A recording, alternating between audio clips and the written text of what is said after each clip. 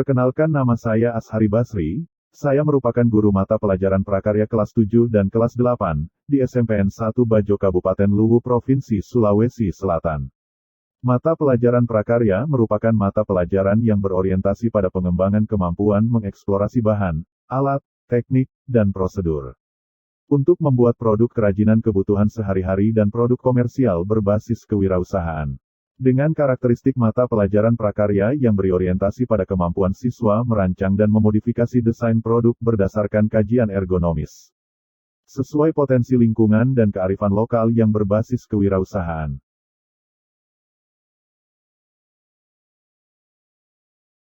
Yang telah saya lakukan dalam peningkatan kualitas pembelajaran adalah dengan pengembangan dan penerapan media pembelajaran audio-video serta alat peraga pembelajaran.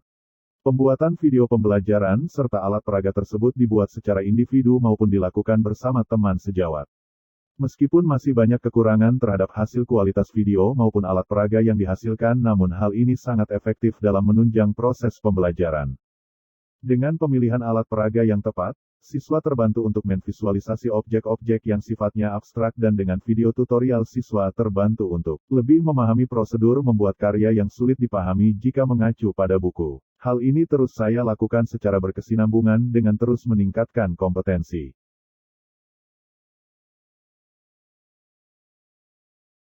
Yang sedang saya lakukan adalah mengimplementasikan pembelajaran berdiferensiasi dalam pembelajaran. Dalam mengimplementasikan pembelajaran berdiferensiasi, saya melakukan tahapan, yaitu: langkah awal melakukan pemetaan kebutuhan belajar berdasarkan 3 aspek, yaitu kesiapan belajar, minat belajar, dan profil belajar siswa. Pemetaan kebutuhan belajar siswa, saya lakukan dengan menggunakan angket.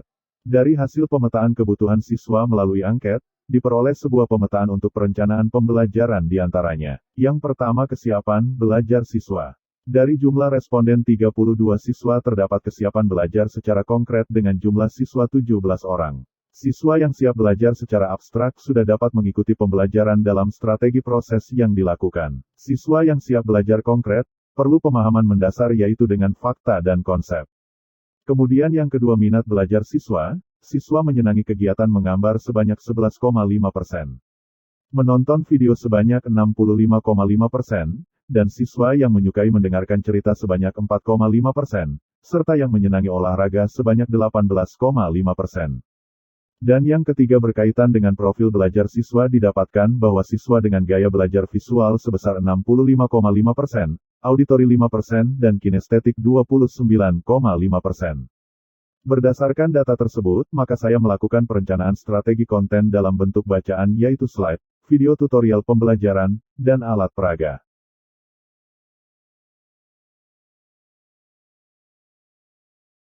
Pada perencanaan materi membuat miniatur rumah pada mata pelajaran prakarya kelas 7, saya merencanakan dengan tahapan membuat miniatur rumah, sekaligus membuat video tutorial prosedur membuat miniatur rumah tersebut dari awal sampai akhir. Tahap awal pembuatan miniatur rumah dengan mempersiapkan alat dan bahan, kemudian melakukan sketsa model miniatur. Pembuatan sketsa dapat dilakukan secara manual maupun secara komputerisasi. Tahap selanjutnya adalah merakit bagian-bagian miniatur model dengan menyatukan tiap bagian miniatur rumah menjadi satu kesatuan, dan tahap akhir yaitu finishing. Sedangkan pembuatan video tutorial dimulai dengan merancang naskah alur video tutorial, kemudian menyiapkan peralatan pengambilan gambar video, setting lokasi, persiapan alat dan bahan, serta melakukan perekaman video. Setelah melakukan perekaman video, langkah berikutnya adalah proses editing. Proses editing dilakukan dengan menggunakan aplikasi grafis misalnya Canva, Filmora, Camtasia, dan sebagainya. Video tutorial yang telah melalui proses editing dapat dimasukkan ke dalam YouTube sehingga memudahkan siswa untuk belajar setiap saat. Adapun strategi proses yang saya lakukan adalah dengan menerapkan metode pembelajaran proyek pada proses implementasi pembelajaran. Sedangkan strategi produk yang saya lakukan adalah dengan meminta siswa melakukan unjuk kerja membuat miniatur rumah.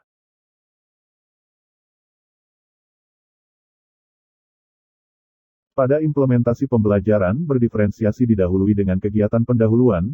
Pada tahap ini guru mengorientasi siswa dengan mengucapkan salam, berdoa bersama, menyapa peserta didik, mengecek kehadiran peserta didik, memeriksa kesiapan peserta didik, mengingatkan kembali materi sebelumnya dan menyampaikan persepsi terkait materi yang dipelajari.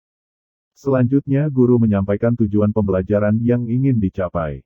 Pada berdiferensiasi proses, saya menggunakan model pembelajaran berbasis proyek.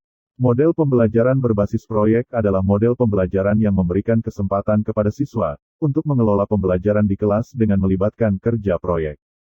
Kerja proyek merupakan suatu bentuk kerja yang memuat tugas-tugas kompleks berdasarkan kepada pertanyaan dan permasalahan yang sangat menantang, dan menuntun peserta didik untuk merancang, memecahkan masalah, membuat keputusan, melakukan kegiatan investigasi, serta memberikan kesempatan peserta didik untuk bekerja secara mandiri. Pada materi ini siswa ditugaskan untuk bekerja sama merancang, membuat dan mempresentasikan miniatur rumah. Pada kegiatan inti, pada tahap awal diawali dengan guru menjelaskan materi dengan menggunakan slide PPT materi membuat miniatur rumah. Guru menggunakan alat peraga berupa miniatur rumah pada saat menjelaskan materi untuk lebih memperjelas materi yang sifatnya abstrak. Kemudian peserta didik mengamati materi atau konten melalui video pembelajaran yang guru tayangkan dari YouTube, maupun dari video tutorial untuk menggambarkan prosedur pembuatan karya miniatur rumah dari awal sampai akhir. Tampilan slide, video tutorial maupun video dari YouTube diproyeksikan melalui layar proyektor. Guru meminta siswa untuk bertanya jika ada hal yang tidak dipahami. Selanjutnya guru membagi siswa secara berkelompok, sesuai dengan pemetaan kebutuhan siswa berdasarkan kesiapan belajar, minat belajar, dan profil belajar siswa. Kemudian guru meminta siswa untuk merancang, dalam hal ini mensketsa bentuk serta membuat miniatur rumah sesuai dengan keinginan desain masing-masing kelompok. Kemudian pada saat pelaksanaan, guru berkeliling untuk mengamati dan membimbing tiap kelompok. Kemudian strategi diferensiasi produk yaitu dengan unjuk kerja. Pada proses penilaian digunakan rubrik penilaian unjuk kerja siswa. Meskipun dikerjakan dalam kelompok namun tugas yang diberikan adalah tugas individu. Hal ini dimaksudkan untuk memudahkan dalam tutor sebaya. Hasil dari rubrik penilaian digunakan untuk tindak lanjut pembelajaran, di mana siswa yang telah mencapai tujuan pembelajaran diberikan pengayaan dengan meminta mengeksplorasi bentuk dan material miniatur rumah yang lebih kompleks. Sedangkan siswa yang masih mengalami kesulitan dan ketertinggalan diberikan contoh miniatur rumah yang lebih sederhana untuk lebih memudahkan pemahaman.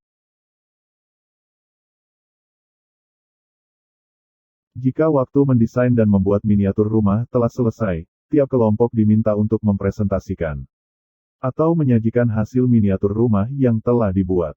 Tahap akhir pada kegiatan inti ialah guru memberikan umpan balik, memberi penguatan materi yang lebih luas, lebih memotivasi siswa, serta memberikan apresiasi kepada seluruh peserta didik. Pada kegiatan penutup, peserta didik merangkum dan membuat kesimpulan pembelajaran, guru dan peserta didik melakukan refleksi. Guru menyampaikan kegiatan untuk pertemuan selanjutnya, guru menutup kegiatan pembelajaran dengan salam penutup dan rasa syukur.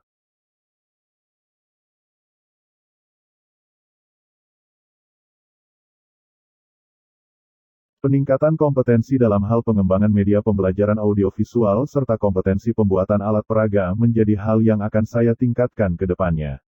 Berbagai hal yang akan saya lakukan yaitu mempelajari berbagai aplikasi grafis maupun video editing serta upgrade kemampuan.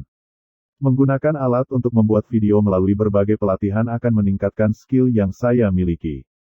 Sehingga ke depannya hasil video yang saya buat dapat lebih baik kualitasnya dan tentu saja akan berdampak pada proses pembelajaran.